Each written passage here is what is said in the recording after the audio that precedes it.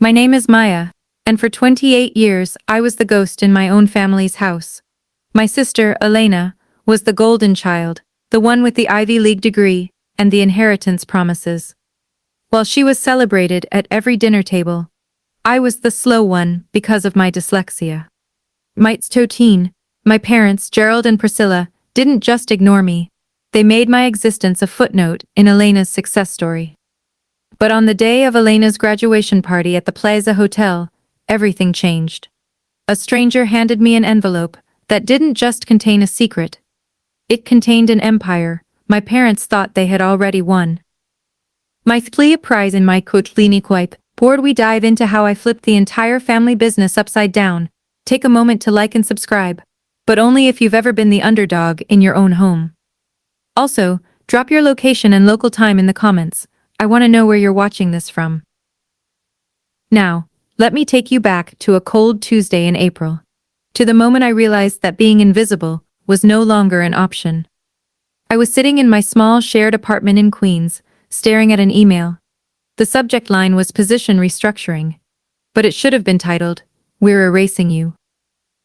After working for 2 years as an administrative assistant at Witford Properties, the commercial real estate firm my grandmother founded, I was being let go. My father, the CEO, had decided it looked bad for the CEO's sister to be a secretary once Elena took her place in leadership. I was 28 years old, making $42,000 a year, and I was about to be homeless because my family wanted to optimize their image. Growing up, the message was clear. Elena was the investment, and I was the expense. At 7, when I was diagnosed with dyslexia, my parents didn't hire a specialist. They sighed that my mother told me we had already spent too much on extras and that I just had to accept I wasn't academic. Meanwhile, Elena had violin lessons at Juilliard and SAT prep that cost $400 an hour. I learned to survive by listening. I used audiobooks as a lifeline and developed a way of seeing patterns in visual notes and flowcharts that others missed. I didn't read word for word, I read the structure. Every Sunday, I would visit my grandmother Eleanor in her Upper West Side apartment. She was the only person who didn't look at me with pity. She'd spread out old contracts and tell me, "Maya, your father reads for exploitation, but you read like an architect. You see how the pieces connect." In 2019, shortly before she passed, she handed me a small mahogany box with brass hinges. "Keep this safe," she whispered. "Don't open it yet. When the time comes and your father shows you exactly who he is, you'll know." That moment came at the Plaza Hotel. The ballroom was filled with 350 guests, the elite of Manhattan real estate. My father stood on stage, radiant with pride, announcing that Elena was inheriting his entire estate and the position of CEO upon his retirement. I was seated at table 27, tucked behind a pillar near the service entrance. I watched the standing ovation, feeling the weight of the termination letter in my inbox and the mahogany box in my closet. As the music flared, a silver-haired man in a gray suit approached my table. He was Jonathan Ellis, my grandmother's personal attorney. Without a greeting, he handed me a heavy cream envelope sealed with red wax. "Your grandmother gave me instructions," he said, his eyes fixed on my father on stage. "I was to deliver this only when your father publicly disinherited you." I believe that just happened. I opened it in a quiet service hallway, the sounds of the party muffled by the heavy doors. It wasn't just a letter. It was the real will. To my granddaughter Maya Ann Whitford, it read, "I bequeath 51% of my shares in Witford Properties, along with all voting rights." I nearly dropped the paper. 51%? That was a controlling interest valued at $47 million. But there was a catch. A clause my grandmother had inserted because she knew I might try to hide from the conflict. I had exactly 72 hours to request an emergency board meeting to activate the bequest. If I didn't act by 8:30 p.m. on May 18th, the will would become null and void, and the empire would stay in my father's hands. I looked at the will, then back toward the ballroom where my sister was laughing and my father was raising a champagne glass to his legacy. They thought they had won. They thought I was the slow one who would just fade away with my severance check. But my grandmother hadn't just given me money, she had given me a deadline. The adrenaline was a cold, sharp blade in my chest. I found Jonathan Ellis by the coat check. The 72-hour clause, I said, my voice barely a whisper. Why? Ellis looked at me with a faint smile. She knew that if she gave you a choice, you might choose silence. She wanted to make sure you chose yourself. I looked at my reflection in the gilded mirrors of the lobby. I didn't look like a CEO. I looked like a girl in a cheap dress who had been told she was a failure her entire life. But for the first time, I didn't believe it. I had 72 hours to take back my name, my life, and the company my grandmother built from the ground up. Call the board, I told Ellis. We're requesting that meeting. But as I walked out into the cool Manhattan air, I realized I had no idea what I was truly up against. My father wouldn't just be angry, he would be dangerous. And I was about to find out exactly how far he would go to keep the throne I was about to claim. I didn't sleep at all that night. I sat on my bed in Queens, the mahogany box open in front of me, and the red wax seal of the will staring at me like an unblinking eye. My roommates were asleep, oblivious to the fact that the girl who usually worried about making her half of the electric bill was now the majority shareholder of a $92 million empire. Inside the box, I found a USB drive and a letter from my grandmother dated 2019. Maya. The letter began, I am sorry I couldn't protect you while I was alive, but I can protect you now. She explained that in 2018, my father had tried to strip her of her voting rights, claiming she was too old to understand modern business. That the board had rejected him. But it was the moment Eleanor realized that Gerald's ambition had curdled into something cruel. She hadn't just left me the company out of love, she'd left it to me as a safeguard, because she knew I was the only one who wouldn't use the power to hurt people. On Notvid, USB contained the minutes of that 2018 board meeting, evidence of my father's betrayal of his own mother. As I watched the digital files load, the reality of my situation set in. I was no longer just the slow daughter, I was a threat. And in Manhattan real estate, threats are handled quickly. Wednesday morning, May 16th, the clock started. I had 72 hours. Jonathan Ellis called me at 7 a.m. Maya, I've drafted the formal petition for the emergency board meeting. We need 3 board members to sign it to bypass your father's authority as CEO. I knew the board members from my time in the copy room, though they rarely looked at me. Most were my father's allies, but there were a few who had been loyal to Eleanor for decades. Ellis suggested I start with Margaret Coleman, an 80-year-old titan who had helped my grandmother build the company's first Brooklyn towers in the 70s. Semoite. I met Margaret at a small, discreet diner in Midtown. She sat across from me, her silver hair perfectly coiffed, her eyes sharp as a hawk's. I showed her the new will and the 2018 minutes. Margaret didn't gasp. She didn't even look surprised. She just set her glasses down and whispered, Eleanor told me she'd do this. She said you had the steel, Maya. I just wasn't sure if you'd find it in time. Margaret signed the petition immediately. You'll need 2 more, she warned. Richard Holloway and Susan Parker.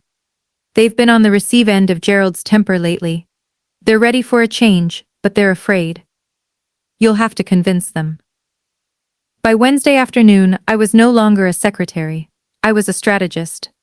I used the skills I'd developed to compensate for my dyslexia, my ability to map out complex structures, to analyze the board's relationships. I saw the curiosity gaps, the emotional triggers, and the professional resentments that my father had ignored in his arrogance. But I wasn't the only end moving. At 4 p.m., my phone rang. It was Elena.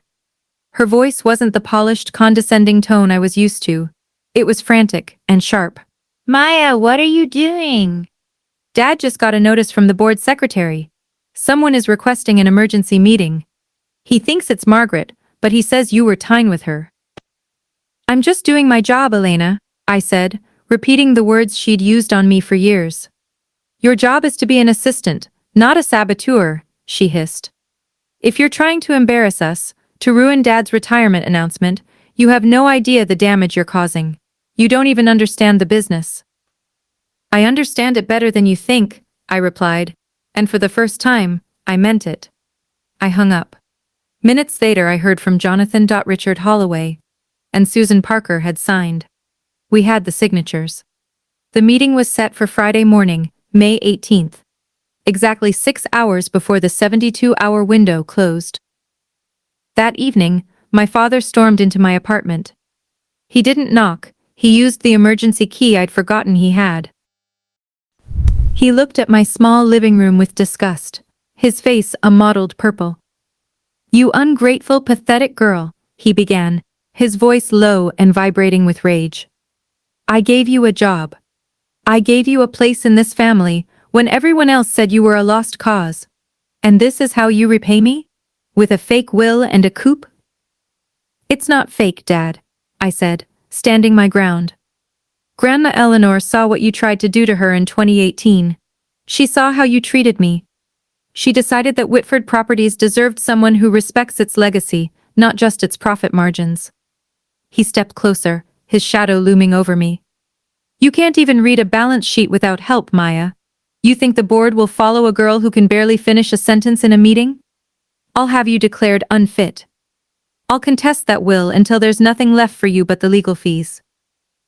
"You can try," I said. "But the board meeting is in 36 hours. And I won't be the one reading the balance sheets. I'll be the one owning them." He stared at me, and for the first time in my life, I saw him truly see me. He didn't see a daughter or a secretary, he saw a mirror reflecting every lie he'd told himself. He turned and walked out, but as the door slammed, I felt a wave of terror. He was cornered, and a cornered man like Gerald Whitford doesn't just give up.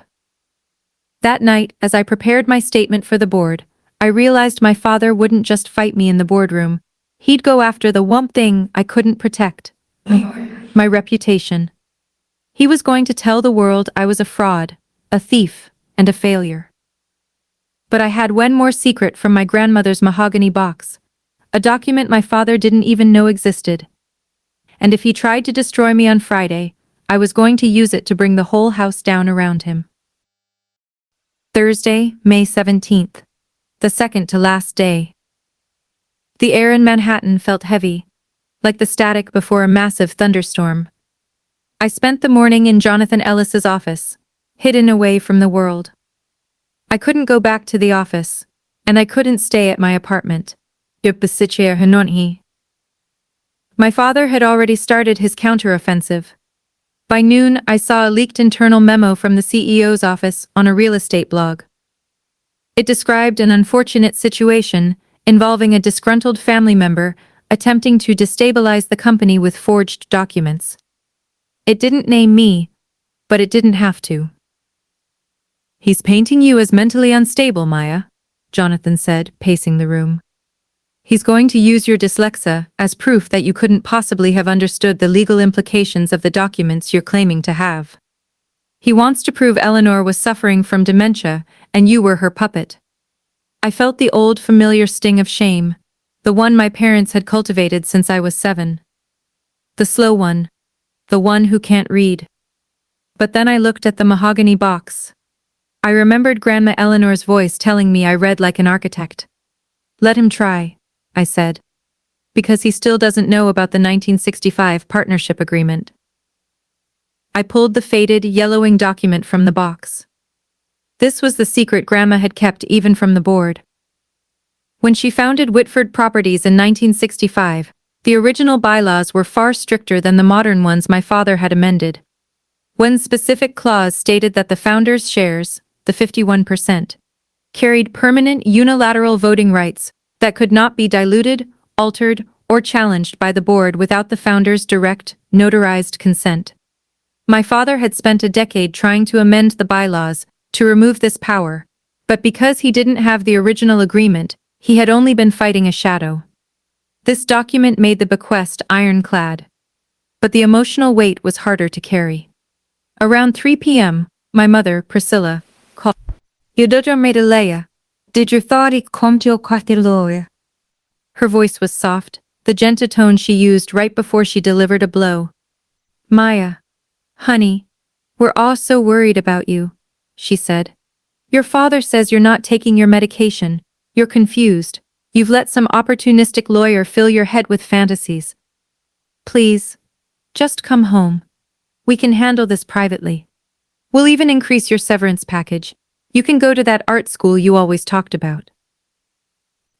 I never took medication, Ma, I said, my voice cold. You just told people I did so you didn't have to explain why I worked in the copy room. And I don't want your severance. I want the company Grandma built because I'm the only wed who actually loves it. You're destroying this family, Maya. Her voice finally broke, turning sharp. If you walk into that boardroom tomorrow, there is no coming back. You will be dead to us. Do you understand? I was already a ghost in that house, Mom, I replied. A ghost can't die. I hung up and felt a strange sense of peace. The bridge was burned. There was only one direction left to go, forward. That night, I didn't study balance sheets. I studied the 2018 board minutes last time. I watched the patterns of how the board members spoke. I mapped out who followed whom, who was motivated by fear, and who was motivated by the company's bottom line. I realized my father had a blind spot. He thought power was about shouting. But Grandma had taught me power was about the structure. Friday, May 18th. 9 a.m. The 71-hour mark. I had exactly 1 hour before the 72-hour window closed. I arrived at Witford Tower in a borrowed blazer, clutching the mahogany box. The security guards, men I'd brought coffee to for 2 years, looked at me with a mix of pity and confusion. I'm sorry, Miss Witford, he said. We have orders not to let you up to the 42nd floor. I'm a Witford Properties shareholder, and I have a notarized petition for an emergency meeting, I said, holding up the papers Jonathan had prepared. If you deny me entry, you're violating the company bylaws and opening the firm to a multi-million-dollar lawsuit. The guard hesitated, then stepped aside. The elevator ride felt like it took a lifetime. When the doors opened on the 42nd floor, the hallway was silent. I walked toward the boardroom, the Italian marble echoing under my feet. Standing outside the double oak doors were my father and Elena. Elena looked like she'd been crying, but her eyes were hard. My father looked like a man who had already won a war. He checked his gold watch.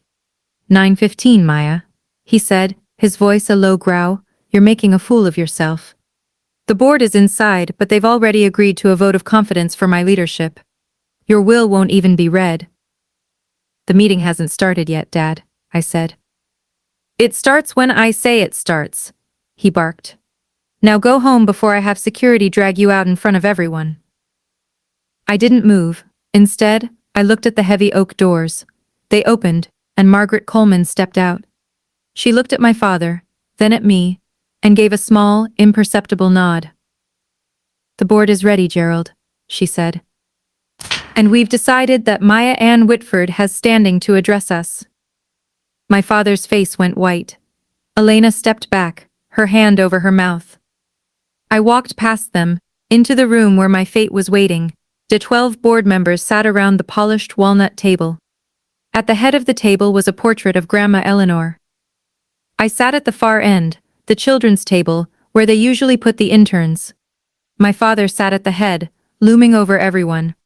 Let's get this over with, he said, slamming his hand on the table. My daughter has some imaginative fantasies to share. Let her speak, then we'll vote on the transition to Elena. I stood up. My hands were shaking, but my mind was clear. I opened the mahogany box and pulled out the 1965 partnership agreement. I'm not here to talk about fantasies, Dad, I said, my voice resonating in the quiet room. I'm here to talk about the foundation of this company and why you've been trespassing on it for the last 5 years. I started to read, not for exploitation, but like an architect. I showed them the pieces. I showed them how they connected. And as I did, I watched the betrayal deepen in my father's eyes as he realized his slow daughter had just found the one thing that could destroy him. But I was about to reach the part of the story none of us expected, the real reason Grandma had kept me in the copy room for so long. The boardroom was so quiet, I could hear the faint hum of the city 42 floors below. I held the 1965 partnership agreement in my hands, the physical proof that my father's authority had been built on a foundation of sand. My father, Gerald, sat at the head of the table, his face a mask of disbelief and rising fury. "This is a desperate play, Maya," he said, his voice trembling as he tried to regain control of the room. "You're reading a document that was superseded decades ago. It's a relic, just like your grandmother's ideas of how to run a business in the 21st century. Oculi, Gerald," Margaret Coleman interrupted, her voice sharp as a gavel. "Under New York state law, a founding partnership agreement cannot be superseded by modern bylaws unless the founding parties or their legal successors sign off on the changes. Eleanor never signed those amendments." I looked around the table at the board members. I didn't see the slow girl they had ignored in the copy room. I saw people who were finally looking at the structure I was laying out for them. "I spent 2 years in that copy room," I said, my voice steady. "You thought it was a punishment, Dad. You thought it was a way to keep me out of sight because you were embarrassed by my limitations. But Grandma Eleanor put me there for a reason." I pulled a second set of documents from the mahogany box. They were internal memos, deal structures, and conflict of interest reports from the last 5 years, things my father thought were buried in the confidential shred bins. "I couldn't read the balance sheets the way Elena does for the performance," I said, looking at my sister, who was staring at me with a look of dawning terror. "But I saw the patterns. I saw how you were shifting company assets into private offshore accounts to fund your retirement. I saw how you were planning to leave the firm hollowed out, with Elena as the figurehead of a sinking ship." The room erupted. Board members began speaking all at once, their voices a cacophony of accusation and demand for explanation. My father stood up, knocking his chair back. "This is slander! She's fabricated these documents! She's using her condition to manipulate you!" he shouted, pointing a shaking finger at me. "I'm not manipulating anyone, Dad," I said, raising my voice to carry over the noise. "I'm auditing you, and I'm doing it with 51% of the voting rights." Jonathan Ellis stepped forward, placing a notarized copy of the new will on the table. "The 72-hour window for activation is closing in exactly 30 minutes, he said, checking the clock. "The board must now vote to acknowledge the transfer of shares and the immediate suspension of Gerald Witford as Chief Executive Officer, pending a full forensic audit." Elena stood up, her face pale, her hands gripping the back of her chair. "Maya, please think about what you're doing to the family name. We can settle this. You don't have to destroy everything Dad built." "Dad didn't build this, Elena," I said, my heart aching but my resolve firm. "Grandma did, he was just the tenant. And the lease is up." Robert Hartley, the board chairman, looked at the documents, then at the 1965 agreement, and finally at me.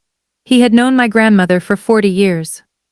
"Miss Whitford," he said quietly, "if the board acknowledges your shares, what is your first motion?" I took a breath. I didn't use a script. I used the map I had drawn in my head. "I'm not proposing to remove Gerald Whitford as Chief Executive Officer today," I said. A shocked silence fell over the room. Even my father stopped shouting. "I am proposing a vote of confidence," I continued. "If the board believes that Gerald Whitford has acted in the best interest of the company and its shareholders, they can vote to keep him. But if they believe, as I do, that he has betrayed his mother's legacy and our future, they must vote no confidence. If he loses, he resigns effective immediately, and all private accounts are frozen." It was a trap, and my father knew it. He had spent years ruling the board through fear. But I had just given them a shield. I was letting them be the ones to end his reign. "All those expressing confidence in Gerald Whitford, raise your hands," Hartley said. 4 hands went up, the ones who were too deep in my father's pocket to move. "All those expressing no confidence," Hartley said. 7 hands rose, including Margaret's and Robert's. The silence that followed was the loudest thing I had ever heard. My father didn't scream this time. He sank back into his chair looking small, his gold watch glinting under the fluorescent lights. He looked at me, and for the first time, the slow girl was the only person in the world who could save him. But I wasn't done. There was one more part of the 1965 partnership agreement that no one, not even my father, had realized was there. It was the reason Grandma had kept me in the copy room for 2 years, and it was about to change the lives of every person at that table. The boardroom was frozen in the aftermath of the vote. My father, Gerald, sat at the head of the table, his empire dismantled by a 7-4 margin. He looked at me, his eyes filled with a mixture of shock and the dawning realization that the daughter he had dismissed as slow had just executed a masterclass in corporate architecture. "You think this is the end, Maya," he whispered, his voice cracking with a vulnerability I had never heard. "You think you can just step in and run a company you don't even understand?" "I understand it better than you ever did, Dad," I said, opening the mahogany box Len Hill, this long time, to reveal the final layer of the 1965 partnership agreement. Because Grandma Eleanor didn't just leave me the shares, she left me the succession contingency. I pulled out a document that had been hidden in a false bottom of the box. It was a series of educational and professional benchmarks that Eleanor had set for me years ago, handled through a blind trust. While you were telling the world I was a failure, and while you were keeping me in the copy room to hide me, I was completing a specialized executive curriculum designed by Grandma and overseen by Jonathan Ellis, I explained to the stunned board. Every document I copied, every pattern I mapped out, was part of a 5-year practical exam, JOT. Grandma didn't keep me in the copy room to punish me. She kept me there to ensure I knew the truth of this company from the ground up, without being tainted by your performance. The board members looked at each other, the weight of the revelation sinking in. Grandma Eleanor hadn't just hoped I would find the steel. She had spent 5 years forging it in secret. I turned to my sister Elena, who was weeping silently. "Elena, you were always the face of the company, but you never looked at the bones. You accepted the luxury without questioning the cost. I'm not going to fire you, but you are no longer the heir apparent. You will start where I started, in the operations department, learning how to actually build something instead of just presenting it." My father stood up, his legs shaking. "And what about me? You've taken my company, my daughter, my legacy. What's left?" "What's left is the truth, Dad," I said, sliding a final folder toward him. "These are the documents for the forensic audit. If you cooperate and return the offshore funds you diverted, I will not pursue criminal charges. You will retire, as you announced at the plaza, but it will be a real retirement, no consulting fees, no board seat, and no influence." He looked at the folder, then at the portrait of Eleanor. The woman who had founded the company had reached out from the past to save it from the man she had raised. He picked up the folder and walked toward the door, his posture no longer that of a mogul, but of a man who had finally run out of lies. As the door closed behind him, Robert Hartley stood up. "The audit will begin at noon. Miss Witford, the 72-hour window has closed. The shares are yours. The floor is yours." I looked out the floor-to-ceiling windows at the sprawling city. The storm had passed, and the light was hitting the glass of Manhattan with a brilliance that made everything look new. I wasn't a ghost anymore. I was the architect. But as I prepared to take the CEO's chair, I noticed one last thing at the bottom of the mahogany box. A small sealed envelope addressed to my father, written in Grandma's hand. It was the biggest cliffhanger of out, the one biggest shocking twist that would decide if the Witford family could ever truly be a family again. The boardroom slowly emptied, leaving only the scent of expensive coffee and the lingering vibration of a fallen empire.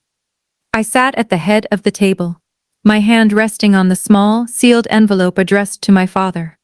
It was the final piece of Grandma Eleanor's plan, the one she had kept hidden, even from the lawyers. I walked out of the tower and found my father sitting on a stone bench in the plaza, the same place where he had once told me I would never amount to anything. He looked up as I approached, the fire in his eyes replaced by a hollow gray exhaustion. I handed him the envelope. "Grandma left this for you," I said softly. He opened it with trembling fingers. As he read, his face didn't tighten in anger, it crumbled. He began to weep, not for his lost company, but for the son he had forgotten to be. The letter revealed that Eleanor had established a second, private trust.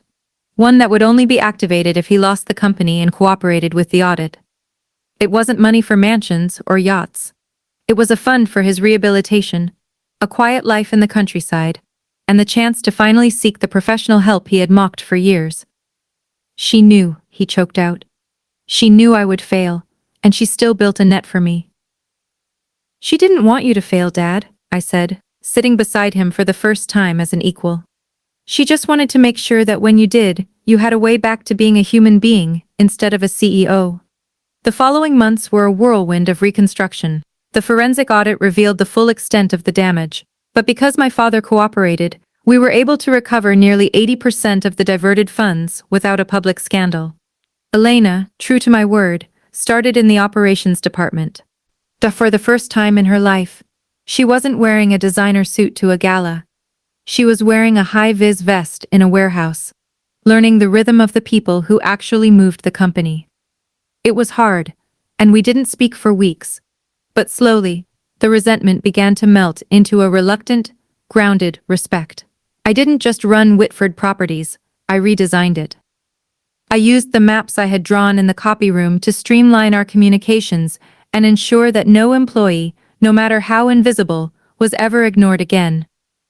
I established a scholarship for students with learning disabilities, ensuring they had the architects to help them see their own structures.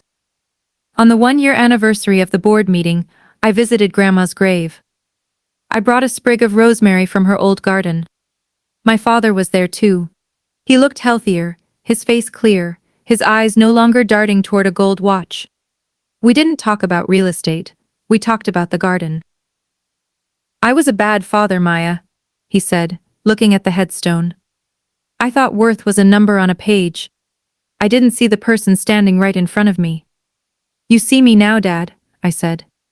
I realized then that the most shocking twist wasn't the money or the shares. It was the fact that the slow girl hadn't just saved the company, she had saved her family from themselves. The architecture was finally complete, and for the first time in 30 years, the Witford house felt like a home. Ending must feel completely satisfying.